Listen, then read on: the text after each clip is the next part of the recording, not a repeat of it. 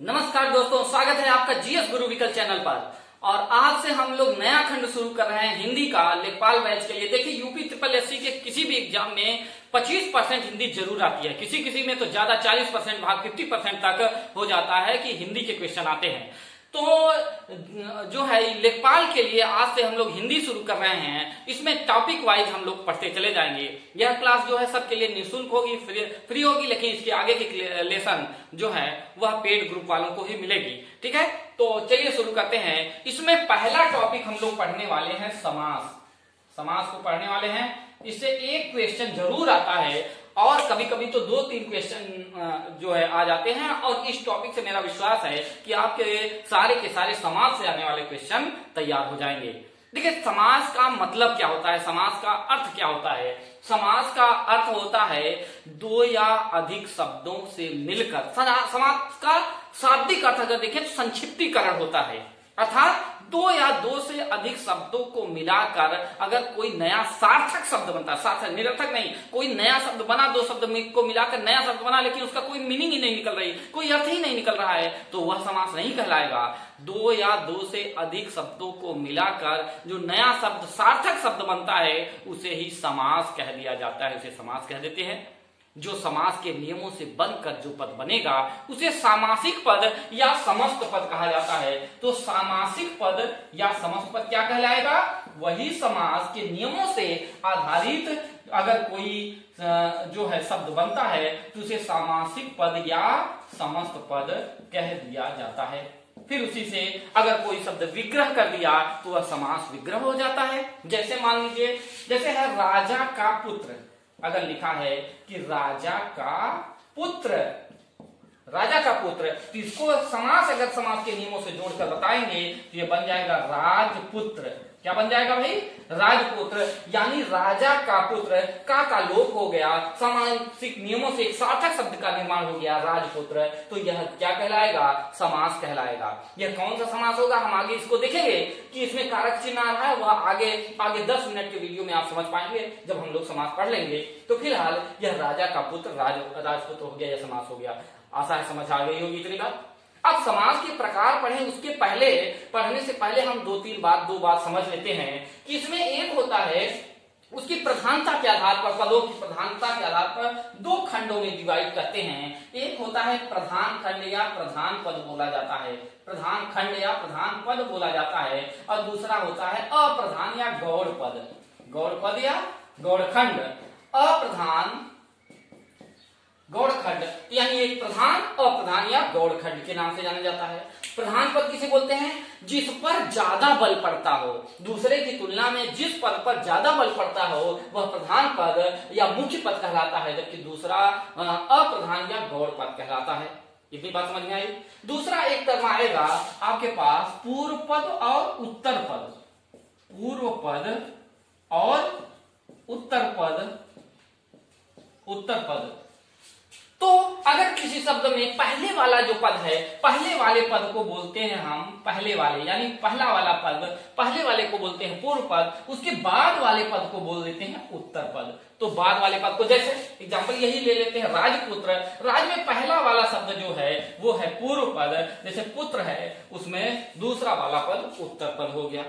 अब इसमें पुत्र की विशेषता है कि वह राजा का है, तो पुत्र पर ज्यादा बल पड़ रहा है, यानी पुत्र हो गया प्रधान, और जबकि गौड़ पद हो गया राजा, तो पुत्र प्रधान और राजा गौड़ हो गया। तो आशा है बात को समझ चुके होंगे। ठीक है, तो चलिए देखते हैं समास के प्रकार। प्राचीन जो हमारे व्याकरणविद थे उन्होंने समास को 4 भागों में बांटा हुआ। देखिए, हम बीच बीच में वीडियो रोक के तब मिटाते हैं जिससे वीडियो ज्यादा लंबा ना हो। कुछ लोग कमेंट कर रहे थे कि आप बोर्ड पर पढ़ा रहे हैं, फलाना पढ़ा रहे हैं, ढिकाना पढ़ा रहे हैं। देखिए, हम लोग के पास जो संसाधन है हम उससे ज्यादा से ज्यादा अच्छी शिक्षा देने की कोशिश कर रहे हैं। कुछ लोग कमेंट करते हैं कि कमेंट कर रहे थे कि ये जो है इनके पास ये फलाना इंफ्रा नहीं है, प्रोजेक्टर नहीं है, तो ये नहीं है, वो नहीं है। देखिए भाई, हमारे कम संसाधनों में हमारी आप कमी इस आधार पर दिखा रहे हैं कि हमारे पास बोर्ड है इसलिए नहीं, आप हमारी कंटेंट में कमी दिखाओ, आप हमारी पढ़ाने की शैली में कमी दिखाओ, आप हमारी जो है तैयारी के शैली में कमी दिखाओ तो हम बात माने, तब हम उसमें सुधार करें इसमें। क्योंकि हम अगर मान लीजिए हमने कोई एलसीडी स्क्रीन खरीद लिया, 2 लाख का स्क्रीन खरीदा, तो 2 लाख रुपए अगर मैं लगाऊंगा तो किससे वसूल करूंगा? आपसे ही वसूल करूंगा, आपसे ही। तो बड़ी बड़ी कोचिंग संस्थान, बड़े बड़े जो चलाते हैं, वो 10,000 लड़कों का बैच चला रहे हैं, 10,000 लोगों का कहाँ रिप्लाई कर पाएंगे? कहाँ कितने लोगों का जो है क्वेरीज का जवाब दे पाएंगे? कितने स्टूडेंट्स को वो करवा पाएंगे? और दूसरी बात, अब उनके पास इतना ज्यादा, उतनी फीस है और ज्यादा फीस लेकर अगर वो कर रहे हैं तो फिर वो उनके कंपटीशन में तो हम नहीं है, और हमारा ये कोई बिजनेस नहीं है कि नहीं। अब लॉकडाउन है, इसमें सब ऑफलाइन क्लासेज ही सब कोई भी कर नहीं सकता, तो ऑनलाइन क्लासेज एक विकल्प के रूप में तो हम लोग यहाँ पे कर रहे हैं। तो फिलहाल उन सब निगेटिविटी को हमको ध्यान नहीं देना है, बस हमको अपने टारगेट पर ध्यान रखना है और पढ़ते चले जाना है। तो वो अलग बातें हो गई। चलिए, तो समास को हम लोग देखते हैं। समास 4 प्रकार के व्याकरणविदों ने बताया, लेकिन बाद के जो डेवलपमेंट हुआ आधुनिक व्याकरण में, इसे 6 प्रकार का बता दिया गया। 6 प्रकार है। देखिए, एक ही अभी आएगा कि हम लोग देखेंगे कि तत्पुरुष समास के ही 2 और प्रकार हैं जो आज अलग रूप से पढ़े जाते हैं। तो पहला अगर हम देखें तो पहला है अव्ययी भाव समास। अव्ययी भाव समास पहला समास, दूसरा, तीसरा, चौथा, पांचवा और छठा। दूसरा समास है, हम लोग देख लेंगे तत्पुरुष समास। तत्पुरुष समास। तीसरा समास है हमारा, अब इसी तत्पुरुष से ही निकलकर बाद में बना कर्मधारय समास। कर्मधारय समास। और फिर कर्मधारय से निकलकर बना द्विगु समास।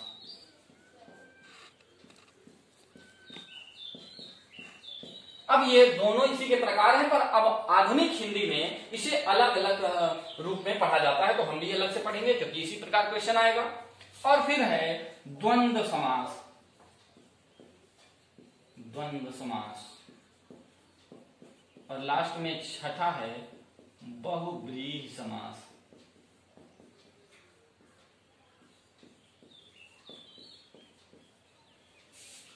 पहला, दूसरा, तीसरा, चौथा, पांचवा, छठा। अव्ययी भाव समास, तत्पुरुष समास, कर्मधारय समास, द्विगु समास, द्वंद्व समास और बहुव्रीहि समास। अगर आ जाए कि अभी क्वेश्चन पूछ ले समास कितने प्रकार का होता है, तो भाई 6 प्रकार का होता है, यही हम बताएंगे क्योंकि आधुनिक हिंदी में यही जो है मान्य है।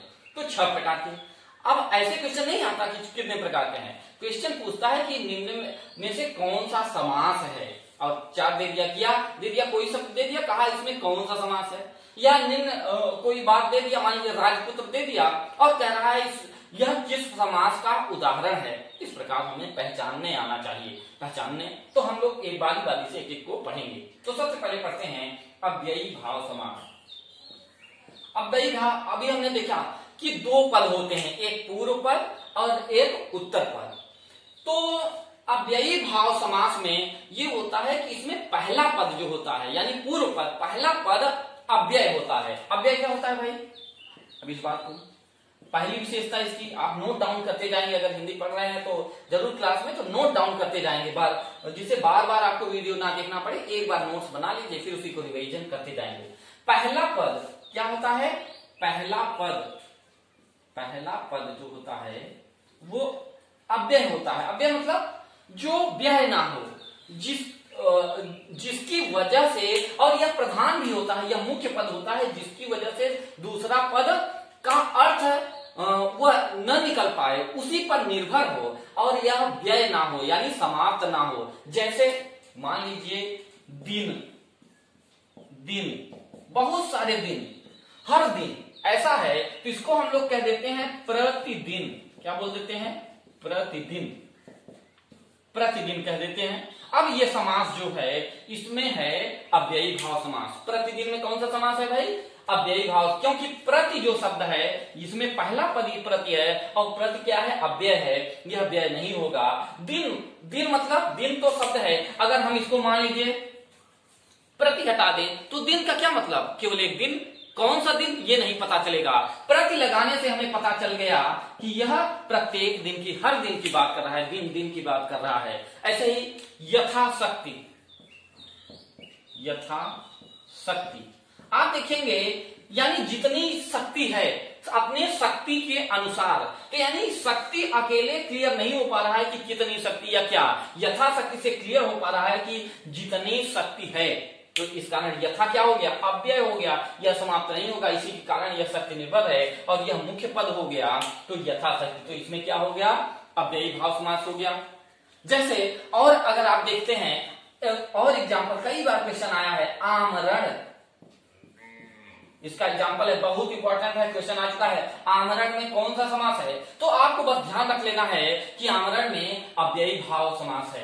ऐसे ही देखिए भरपेट, भरपेट इसमें कौन सा समास है, अव्ययी भाव समास है। पेट इसमें भर जो है वह अव्यय है, ऐसे ही आ इसमें अव्यय है, ऐसे ही प्रति इसमें अव्यय है, ऐसे यथाशक्ति। तो यह एग्जाम्पल के रूप में लिख लेंगे कि अव्ययी भाव समास में पहला पद मुख्य होता है और वह अव्यय होता है। अव्यय मतलब समाप्त नहीं होता, उसी पर दूसरा पद निर्भर होता है, जैसे कि प्रतिदिन, यथाशक्ति, आमरण, भरपेट। क्लियर बात। चलते हैं अगले समास की ओर। अब दूसरा है तत्पुरुष समास। तत्पुरुष समास को देख लेते हैं। देखिए तत्पुरुष समास की विशेषता यह होती है कि इस शब्द के पहचाने का केवल एक आइडिया, बहुत अच्छा जो है पहचाने का तरीका है वो है कि इसके बीच में कारक चिन्ह छुपा होता है। क्या छुपा होता है भाई, कारक चिन्ह छुपा होता है। कारक चिन्ह क्या होता है, इस बात को हम समझ लेंगे, तत्पुरुष समास हमें आ जाएगा। कारक चिन्ह क्या होता है, अगर आपने छोटी कक्षाओं में पढ़ा होगा कि कारक होते हैं, कारक चिन्ह होते हैं, 7 प्रकार के कारक होते हैं। अगर आपको याद हो कि कर्ता, कर्ता कर्ता क्या होता है, कर्ता ने कर्म, कर्म को पहला है, दूसरा करण, करण से द्वारा, से द्वारा, संप्रदान, संप्रदान के लिए, के लिए, अपादान,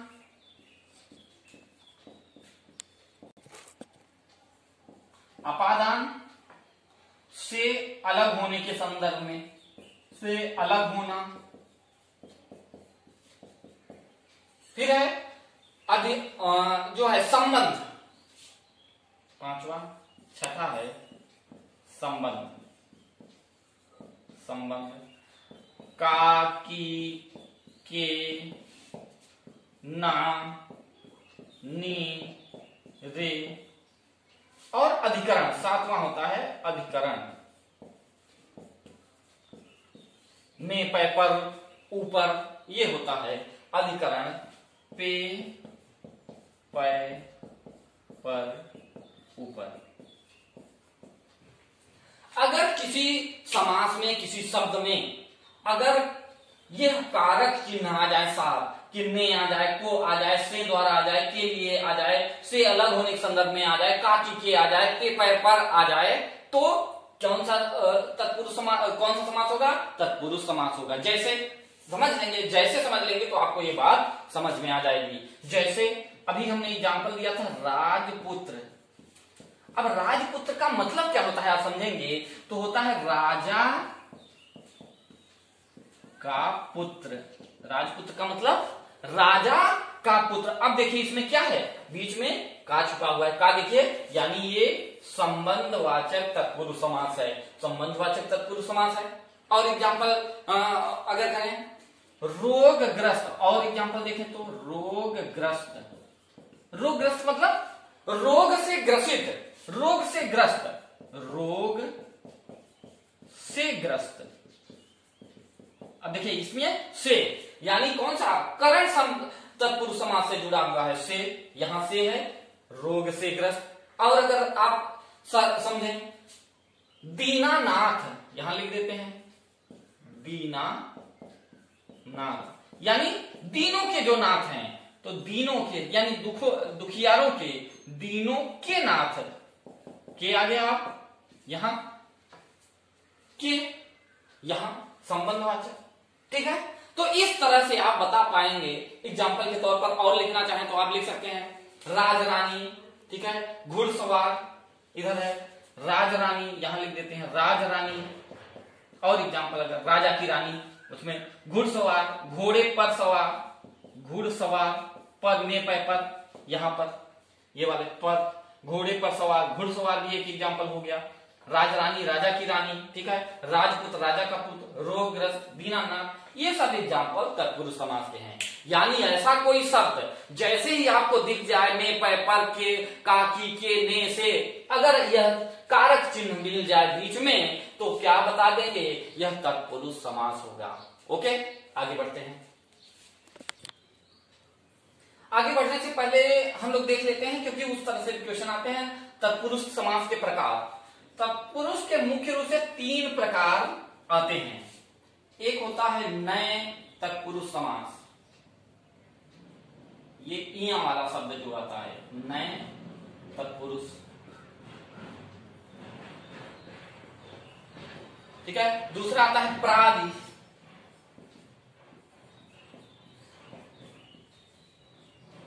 क्या आता है, प्रादि तत्पुरुष समास।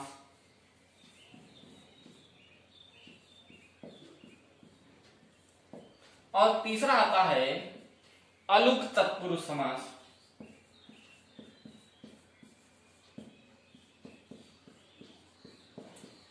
अब ये हो तो क्या है, देखो कैसे पहचानेंगे कि नए शब्द, अगर कोई शब्द है और उसमें नकारात्मकता का भाव आ रहा है और उसकी शुरुआत अन या अ से शुरू हो रही है, अन या अ से शुरू हो रही है, तो उसमें नए तत्पुरुष समास होगा। जैसे अनदेखा, अनदेखा, इसमें जो देखा नहीं है, अनदेखा, यानी नकारात्मकता का भाव आ रहा है और अन लगा है, तो क्या हो जाएगा, नए तत्पुरुष। पूछ लेता है अनदेखा में कौन सा तत्पुरुष समास है, और 4 ऑप्शन दे दिया, नए, प्रादि, अलुक, करण तत्पुरुष, तो हम बता देंगे नए तत्पुरुष। या जैसे अ वाला एग्जाम्पल देख लेते हैं, अशुद्ध, अशुद्ध है ना, अशुद्ध, तो ये नए, ये अ शब्द आ गया और इसमें भी शुद्ध नहीं है। ऐसे ही जो है, और एग्जाम्पल देखें, असमर्थ, तो ये क्या होगा, तो इस प्रकार के शब्द क्या कहलाएंगे, नए तत्पुरुष समास आ जाएगा। अब प्रादि तत्पुरुष समास, वे शब्द जिसमें प्र से शुरुआत हो, अगर प्र आपको दिखा तो आप तुरंत इसको बता देंगे कि प्रादि तत्पुरुष समास है, एकदम सिंपल सा है। जैसे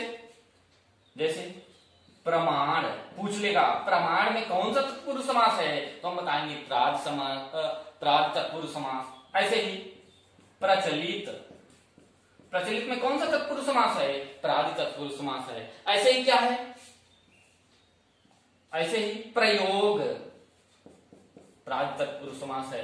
ऐसे ही प्रखर, ऐसे इसे प्रादि तत्पुरुष समास कहा जाता है। अब अलुक तत्पुरुष समास क्या होता है, अलुक मतलब होता है स्थिर, यानी अगर किसी भी बात में, किसी भी शब्द में स्थिरता का बोध होता है, क्या हो, किसका बोध हो, स्थिरता का बोध हो, तो उसे क्या कहेंगे, अलुक तत्पुरुष समास कहेंगे। जैसे है युधिष्ठिर, जो हर, युधिष्ठिर मतलब क्या होता है, जो हर परिस्थिति में स्थिर रहता हो उसे युधिष्ठिर कहते हैं, यानी स्थिरता का बोध हो रहा है, ठीक है। मनसिद,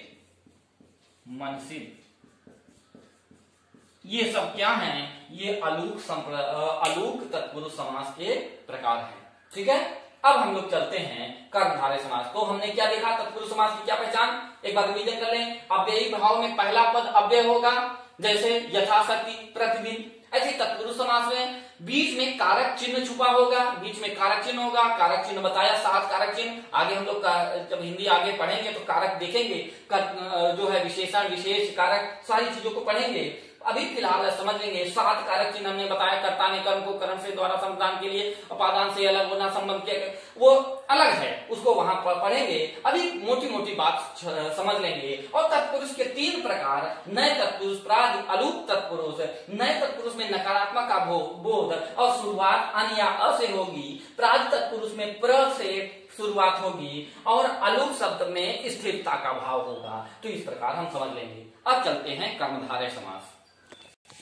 कर्मधारय समास देखिए, आगे जब लाइव क्लासेस चलेंगी तो लगातार 1-1 घंटे की भी क्लास चलेगी, 1.5 घंटे की भी क्लास चलेगी।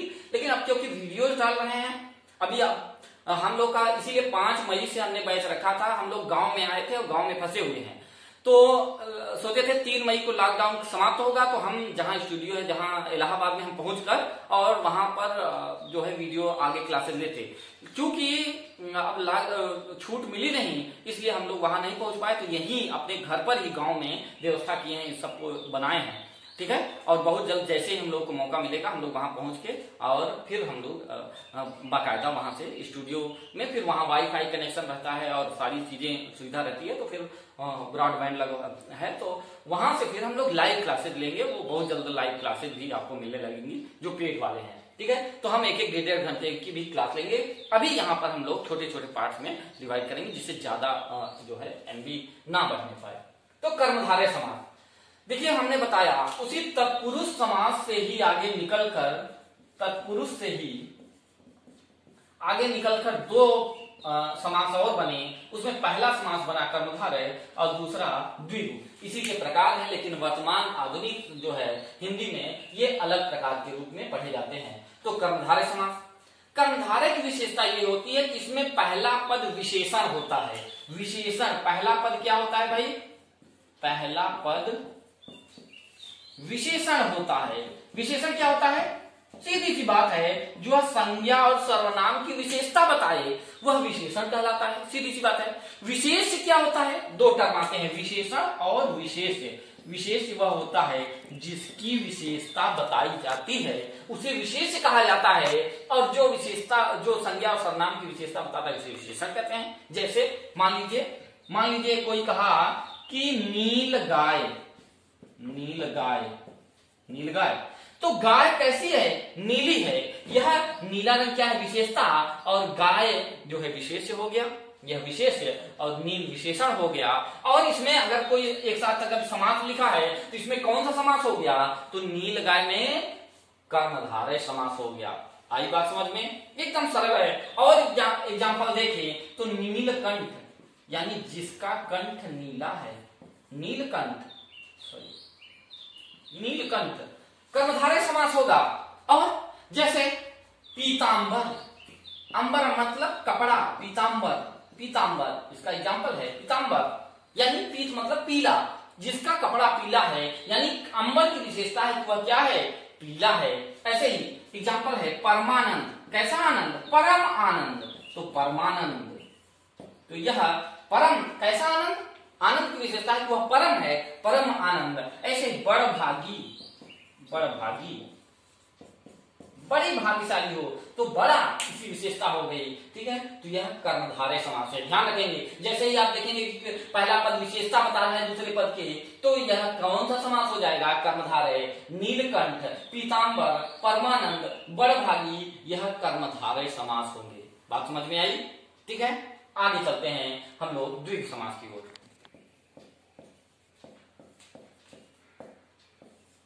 अब देख लेते हैं हम लोग द्विगु समास को। कर्मधारय हमने पढ़ लिया। द्विगु समास देखिए, जिसमें पहला पद गणना वाला हो, यानी पहला पद क्या हो? गिनती वाला हो, गिनती हो, संख्या हो, संख्यावाचक हो। पहला पद क्या हो? पहला पद गणनावाचक या संख्यावाचक हो जाए, संख्यावाचक हो, संख्यावाची हो, तो उसे क्या कहेंगे? द्विगु समास। एकदम सरल समास है द्विगु समास। क्या हो? पहला पद संख्यावाची हो। जैसे हो गया त्रिनेत्र, यानी 3 आंखों वाला। नेत्र मतलब आंख, त्रि मतलब 3, संख्या आ गई, तुरंत हम क्या लगा देंगे? द्विगु समास है। जैसे मान लीजिए कोई है, मान लीजिए चतुर्भुज, चार भुजाओं वाला चतुर्भुज, यानी चतुर मतलब चार, चार संख्या आ गई, चतुर्भुज हो गया। और अगर हम देखें शताब्दी, शत मतलब 100 होता है, 100 संख्या आ गई, तुरंत शताब्दी द्विगु समास। ऐसे ही तिराहा, तिराहा। ऐसे ही चतुरानन, चतुरानन, चतुरानन क्या होता है भाई?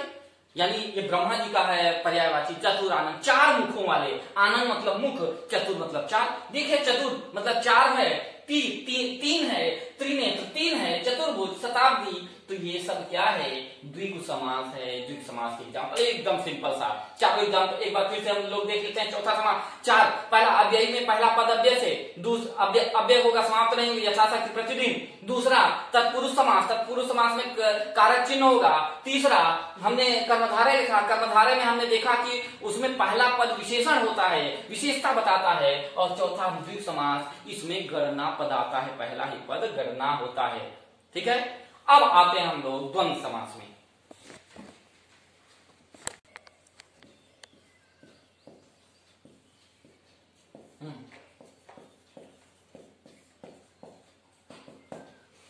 द्वंद्व समास, द्वंद्व समास में दोनों पद प्रधान होते हैं, दोनों प्रधान होते हैं और बीच में योजक चिन्ह, यही सबसे बड़ी विशेषता है इसकी, बीच में योजक चिन्ह होता है। अब योजक चिन्ह क्या होता है ये बात हम समझ गए, तो द्वंद्व समास को भी समझ जाएंगे। योजक चिन्ह होता है जोड़ने वाला, और यदि किसी शब्द के बीच में और आ जाए, या आ जाए या आ जाए, या शब्द आ जाए, या आ जाए एवं आ जाए, अथवा आ जाए, तो यह योजक चिन्ह कहलाते हैं, उसे ही द्वंद्व समास कहते हैं। एकदम सरल सा है। तो अगर किसी समास में दो शब्द के बीच में योजक चिन्ह आ जाए, योजक चिन्ह होते क्या है? और होता है, या होता है, एवं होता है, इसे योजक चिन्ह कहा जाता है। और जो है इसका एग्जाम्पल अगर हम देखना चाहें तो जैसे माता पिता, बीच में इस तरह से माता पिता कह दिया गया। माता, इसका मतलब क्या हुआ? माता और पिता। देखा, माता और पिता, माता पिता का मतलब क्या हुआ? माता और पिता, और छुपा हुआ है, योजक चिन्ह छुपा हुआ है, तो द्वंद्व समास हो गया, यह द्वंद्व समास हो गया। जैसे धर्माधर्म, धर्माधर्म, धर्माधर्म का मतलब होता है धर्म और अधर्म, धर्म और अधर्म। अब इसमें भी और शब्द छिपा हुआ है, ठीक है, अधर्म। जैसे आचार विचार, आचार विचार क्या हो जाएगा? इसका हो जाएगा आचार और विचार, आचार और विचार, तो यह द्वंद्व समास हो जाएगा। एकदम सरल है ना भाई?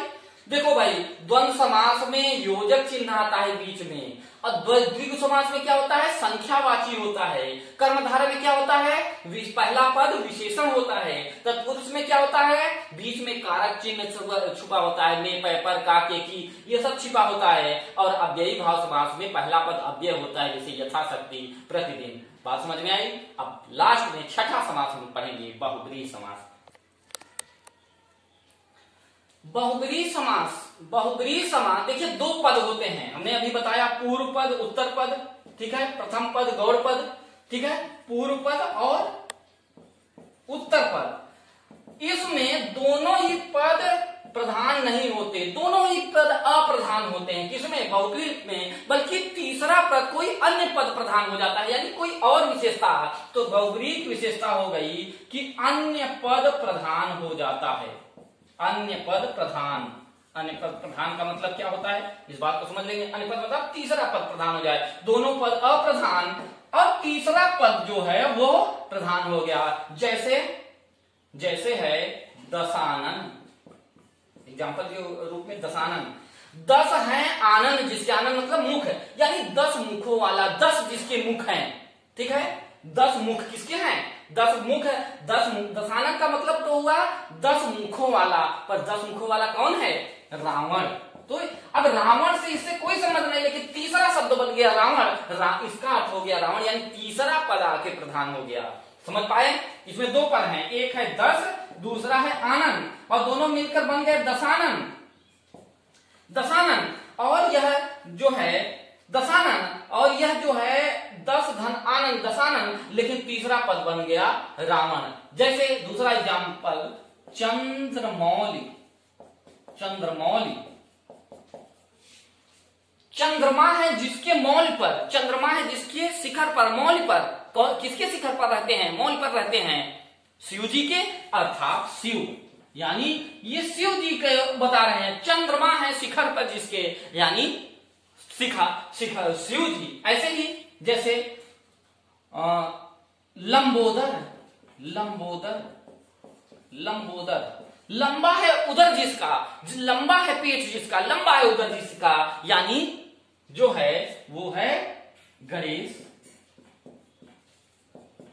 गजानन, जैसे गजानन, गजानन का अर्थ तो होता है कि गज धन आनंद, हाथी के जैसे मुख वाले। अब हाथी के जैसे मुख वाले कौन है, गणेश जी। तो ये तीसरा पद देखेंगे, सारे एग्जाम्पल्स में तीसरा पद प्रधान हो जा रहा है, ठीक है। तो यह बहुव्रीहि। ऐसे ही कभी पूछ ले कि 31, कोई संख्या दे दिया 31, 30 और 1, 31 का मतलब क्या हुआ, 30 और 1, लेकिन 30 और 1 नहीं पढ़ते, बल्कि एक नया शब्द बन जाता है 31। देखिए इसमें भी 31 संख्या है, लेकिन द्विगु समास नहीं लगा देंगे, ठीक है, जब द्विगु समास द्वंद्व समास नहीं लगा देंगे। और देखा तो नहीं, 30 और 1 नया शब्द बना 31, इसलिए यह बहुव्रीहि समास आ जाए। तो कोई 51 आ जाए, 21 आ जाए, क्या पूछ ले कि यह कौन समास है, क्या बताएंगे, यह भी बहुव्रीहि समास है। समझ में आया। ऐसे ही जैसे चतुर्भुज, 4 भुजाओं वाला, पीतांबर, 4 भुजाओं वाले कौन है, विष्णु जी, तो विष्णु तीसरा पद प्रधान हो गया। ऐसे ही पीतांबर, ठीक है, पीला है जिसका अंबर, यानी राम भगवान। तो ऐसे तीसरे पद जब प्रधान हो जाए, तीसरा पद यानी दोनों पद प्रधान न होकर कोई अन्य पद प्रधान हो जाए, तीसरा पद प्रधान हो जाए, तो उसे बहुव्रीहि समास कहा जाता है। यही 6 प्रकार के समास हैं। एक बार रिवीजन करेंगे बहुत अच्छे से, मुझे वादा है कि आपको पूरी जिंदगी यह समास नहीं भूलेगा, और एक क्वेश्चन आपका पक्का तैयार हो जाएगा। 1 से 2 क्वेश्चन आपके लेखपाल में जरूर मिलेंगे। यहां से 2 क्वेश्चन आपके तैयार हो गए, मान के चलिए। पहले से एक पेपर आउट है, इसी में से एक क्वेश्चन आ जाएगा, ये मान के चलिए, ठीक है। और अभी भी ना समझ में आया हो तो आपको दोहा कहूंगा, एक दोहा बताऊंगा, और उसी को आप रट लीजिए, सारा समास क्लियर। कि द्वंद्व में और छुपे, दुग में गणना पद आवत हैं, बीच में कारक चिन्ह छुपे, तत्पुरुष समास कहावत हैं, पहला पद जान विशेषण से, कर्मधारय नाम बतावत हैं, अव्यय में पहला पद अव्यय से, बहुव्रीहि में अन्य प्रधानत है। ऐसे ही आप खेलते कूदते, खाना खा रहे हैं, बातें कर रहे हैं, यही गाते रहिए, गा लेंगे, 2-4 बार याद हो गया तो अभी समझा देंगे, एकदम से आपको रट जाएगा, कंठस्थ हो जाएगा। क्या है लिख देते हैं, ये दोहा हमने लिख दिया है, और इसी को आप गुनगुनाते रहिए, स्क्रीनशॉट ले लीजिए। हम हट जाते हैं, स्क्रीनशॉट ले लीजिए, 1-2 बार पढ़ेंगे, अपने आप याद हो जाएगा कि द्वंद्व में और छुपे, यानी द्वंद्व में और छुपा रहेगा, द्वंद्व में और छुपे, द्विग में गणना पद आवत हैं, यानी द्विग समास में क्या आएगा, गणना आएगा, संख्या आएगा, द्विग में गणना पद आवत हैं, बीच में कारक चिन्ह छुपे, यदि कारक चिन्ह है कोई का, के, की, ने, पै, पर ऊपर आ गया तो बीच में कारक चिन्ह छुपे, तत्पुरुष समास कहावत हैं, और पहला पद जान विशेषण से, अगर पहला पद विशेषण वाला हो गया, विशेषता वाला हो गया, पहला पद जान विशेषण से, कर्मधारय नाम बतावत हैं, अव्यय में पहला पद अव्यय से, पहला पद अव्यय हो जाए, पहला पद प्रधान हो जाए, अव्यय हो जाए, पहला अव्ययी भाव समास हो जाएगा, अव्यय में पहला पद अव्यय से, बहुव्रीहि में अन्य प्रधानत है, बहुव्रीहि में अन्य पद यानी तीसरा पद प्रधान हो जाता है। इसको रख लेंगे, और आशा है कि यह समास के क्वेश्चन अब आपके गलत नहीं होंगे। बहुत बहुत धन्यवाद।